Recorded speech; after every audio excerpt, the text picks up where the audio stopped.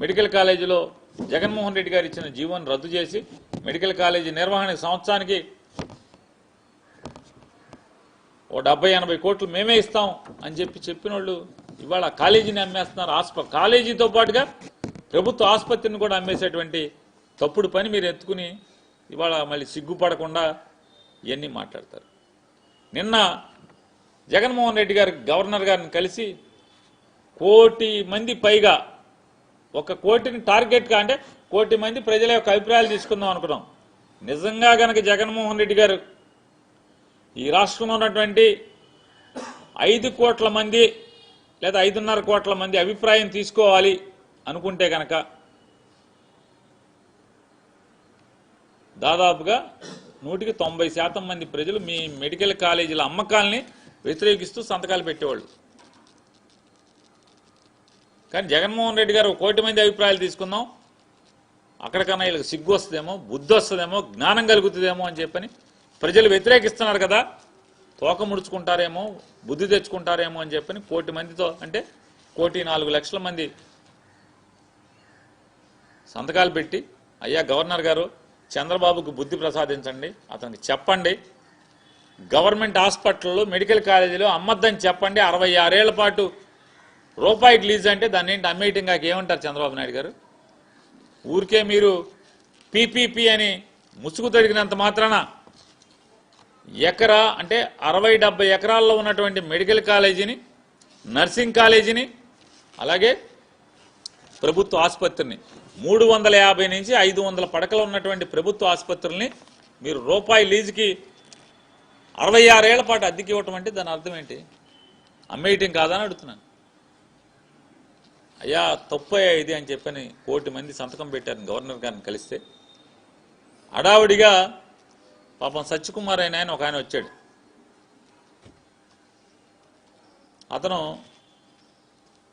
ఈ రాష్ట్రానికి వైద్య ఆరోగ్య శాఖ మంత్రి. అదొక పసుపచ్చ పుష్పం. సాధారణంగా కమలం ఎట్లా ఉంటుంది?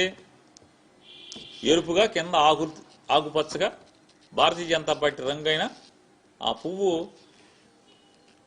ఎరుపు, అదే కాషాయము ఆకుపచ్చ ఉంటుంది. ఈ పువ్వు, ఈ సత్యకుమార్ అనే పువ్వు పూర్తిగా పసుపు పువ్వు అయిపోయింది. ఇది ఈ పసుపు పువ్వు వచ్చి మాట్లాడతాడు. ఏమని మాట్లాడతాడు? హడావుడిగా లోకేష్ గారు పడుకున్నాడు ఇంట్లో.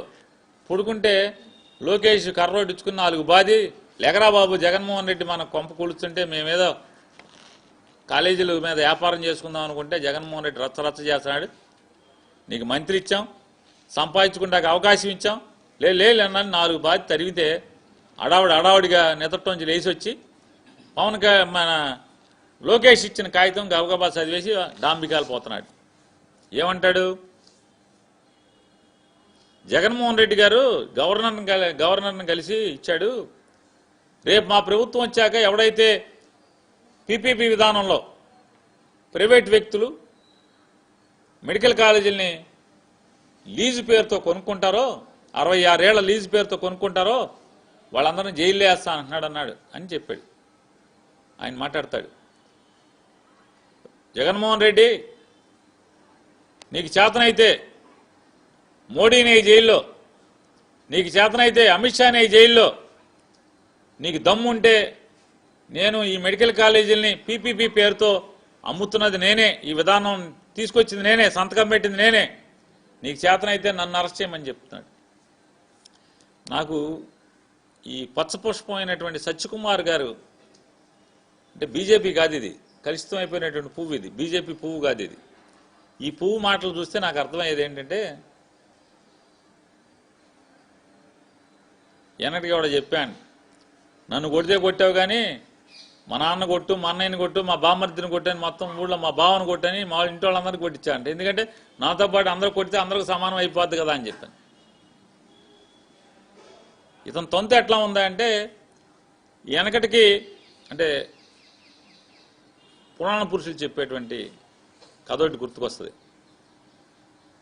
శివుడి మెడలో నాగేంద్ర స్వామి ఉంటాడు కదా, శివుడి మెడలో నాగేంద్ర స్వామి కాలకృత్యాలు తెచ్చుకుంటాకి డ్యూటీలో ఎవడు దొరుకుతాడా అని చుట్టూ చూస్తే ఎవడు దొరకలేదంట.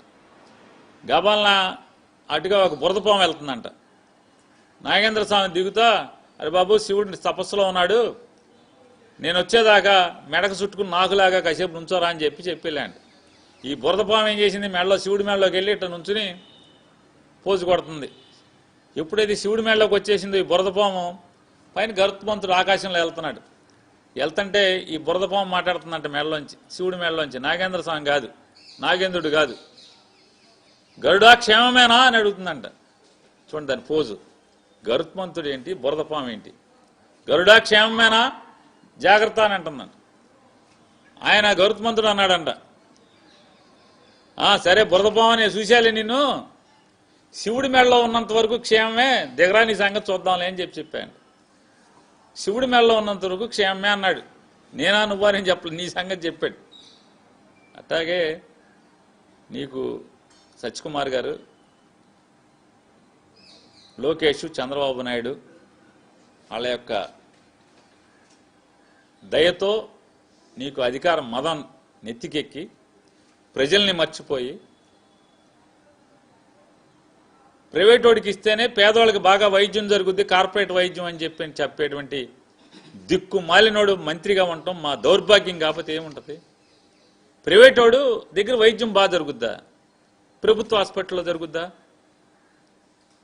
నేను అడుగుతున్నాను, నువ్వు మోడీ గారి గురించి చెప్పావు, అమిత్ షా గురించి చెప్పావు కదా, ఎయిమ్స్లన్నింటినీ ఎందుకని ప్రైవేటైజ్ చేయట్లేదు మీరు? All India institute of medical sciences hospitals అన్నింటిని కూడా, భారతదేశంలో ఉన్నటువంటి ఎయిమ్స్ హాస్పిటల్స్ అన్నింటినీ కూడా ఎందుకు ప్రైవేటైజ్ చేయట్లేదు? మంగళగిరిలో ఉంది కదా ఎయిమ్స్ హాస్పిటల్, దాన్ని ఎందుకు పీపీపీ విధానంలో బయటికి ఎందుకు ఇవ్వు? దమ్ముంటే ఇవ్వు. నువ్వు మోడీ అమిత్ షా అంటున్నావు కదా, పెద్ద పెద్ద కౌరులు చెప్తున్నావు కదా, ఇవ్వవయ్యా సత్యకుమార్ గారు. నువ్వు ఎందుకని ఫ్రీగా వైద్యం చేస్తున్నారు ఎయిమ్స్లో? పేదవాడికి ప్రభుత్వ ఆసుపత్రుల్లోనే ఉచితంగా వైద్యం జరుగుద్దిరా బాబు. నీకు ఆ మాత్రం జ్ఞానం కూడా మీకు లేకపోవటం, ఆంధ్ర రాష్ట్ర ప్రజలు చేసుకున్న దౌర్భాగ్యం. మీలాంటి వాళ్ళందరూ కూడా పాలకులుగా రావటం. ఆయన మాట్లాడతాడు, ఈ విధానం పీపీపీ విధానం చేసి నన్ను అరెస్ట్ చేయమని చెప్పని. కరెక్ట్గా ఇన్నాకడ శివుడి మేడలోంచి కిందకి వెళ్ళిన నాగేంద్రుడు పైకి బురదపాము వచ్చి గరుత్మంతుడిని అన్నట్టుగా జగన్మోహన్ రెడ్డిని ఈ బురదపాము లాంటి వాడు మాట్లాడుతున్నాడు, నన్ను అరెస్ట్ చేయమని. ఖచ్చితంగా అరెస్టు చేసే రోజు వచ్చినప్పుడు, మా గవర్నమెంట్ వచ్చినప్పుడు ఈ పాపం ఎవడెవడు చేశాడో మోడీ గారి దగ్గరికి వెళ్ళి, మోడీ గారు మీ సత్యకుమార్ గారు ఇంత పాపాలు చేశాడు, చంద్రబాబు కలిసి దోసేశాడంటే, సరే నాకేం సమాడు దొంగ అయితే వేసేయమని చెప్పడేంటి? లేదు ఆపమని చెప్తాడా? మాకు తెలుసు నువ్వు పాపాలు చేసి నువ్వు ఈ కాలేజీలను నమ్మేస్తే నిన్నెట్టా లోపల ఇయ్యాలో, మోడీ గారితో ఎట్టా మాట్లాడాలో మాకు తెలుసు. చూద్ది కానీ ఆ రోజు మాట్లాడేది కానీ. నీ నెత్తి మీద బొచ్చు పీకాలా? అది నీ నెత్తి మీద బొచ్చు ఏమైనా ఉందా అని అడుగుతున్నావు కదా. నా నెత్తి మీద వెంట్రుకలు పీకమని. వెంట్రుకలు కూడా పీకలేవు జగన్మోహన్ రెడ్డి. జుట్టున్నోడికి కూడా పట్టదు అది. ముందు నెత్తి మీద వెంట్రుకలు మొలిపించుకుని హైదరాబాద్లో ఇప్పుడు డబ్బులు తీసుకుని బాగా మొలిపిస్తున్నారు. వెళ్ళి ముందు నెత్తి మీద బొచ్చు మొలిపించుకుని తర్వాత ఆ ఛాలెంజ్లు చేయాలి సత్యకుమార్ గారు. నిదట్లో లోకేష్ లేపాడని పరిగెత్తుకొచ్చి ఏది పడితే అది మాట్లాడి, జగన్మోహన్ రెడ్డి గారు 30 కేసుల్లో ముద్దాయి 16 నెలలు జైలు చేసినాడు అది అని మాట్లాడుతున్నావు. అసలు నువ్వు ఎవరి చేతి కింద పనిచేస్తున్నావు? సుమారుగా 150 కేసుల్లో ముద్దాయి అని చంద్రబాబు నాయుడు చేతి కింద పనిచేస్తున్నావు. నువ్వు సిగ్గు లేకుండా మళ్ళీ జగన్మోహన్ రెడ్డి గారి గురించి మాట్లాడతావు. చంద్రబాబు నాయుడు గారు జైల్లో ఉండి రాలేదా నేరం చేసి? సాక్షాత్తు బీజేపీ పార్టీకి సంబంధించినటువంటి గొప్ప నాయకురాలు సుష్మా స్వరాజ్ గారు పార్లమెంట్లో మాట్లాడారు. ఏమని మాట్లాడారు? అరే దిక్కుమాలిన కాంగ్రెస్ వాళ్ళారా, రాజశేఖర రెడ్డి గారు బతికున్నంతకాలం జగన్మోహన్ రెడ్డి గారు మంచోడా? రాజశేఖర రెడ్డి గారు చనిపోయి మీకు ఎదురు చెప్తే, జగన్మోహన్ రెడ్డి మీకు ఎదురు తిరిగితే, మీకు బానిసలాగానే బతకనని చెప్పి ఎదురు తిరిగితే జగన్మోహన్ రెడ్డి నేరస్తుడయ్యాడా అని భారతీయ జనతా పార్టీకి సంబంధించినటువంటి సుష్మా స్వరాజ్ గారు. మీకులాగా రంగులు మార్చే పువ్వు కాదు ఆవిడ, నికార్సైన పువ్వు, నికార్సైన కమలం ఆవిడ. మరి ఆవిడ ఏం చెప్పింది పార్లమెంట్లో? నీ బోర్డు సర్టిఫికేట్ నీకు కావాలా జగన్మోహన్ రెడ్డి గారి గురించి? నీ సర్టిఫికేట్ నువ్వు చెబితే గవర్నమెంట్ హాస్పిటల్లో డాక్టర్లు సూపరింటెండెంట్లు నీ మాట లెక్క చేయరు. నువ్వు మళ్ళీ నీ సర్టిఫికేట్ ఒకటి మాకు కావాలా, నీ సర్టిఫికేట్ ప్రజలు లెక్క చేస్తారా జగన్మోహన్ రెడ్డి గారికి ఇచ్చేటండి సర్టిఫికేట్ని. ఇవాళ ఖచ్చితంగా సత్యకుమార్ గారు నువ్వు జుట్టు మొలిపించుకుని నువ్వు ఇక్కడ చేస్తున్నటువంటి అవినీతి ఎక్కడైతే మెడికల్ కాలేజీల్లో నీ చేయి కూడా అంటే నీ మీద కూడా పాపం అంటుతుంది కాబట్టి ఆ సంపాదించుకున్న పాపంతో జుట్టు మొలిపించుకురా హైదరాబాద్ వెళ్ళి.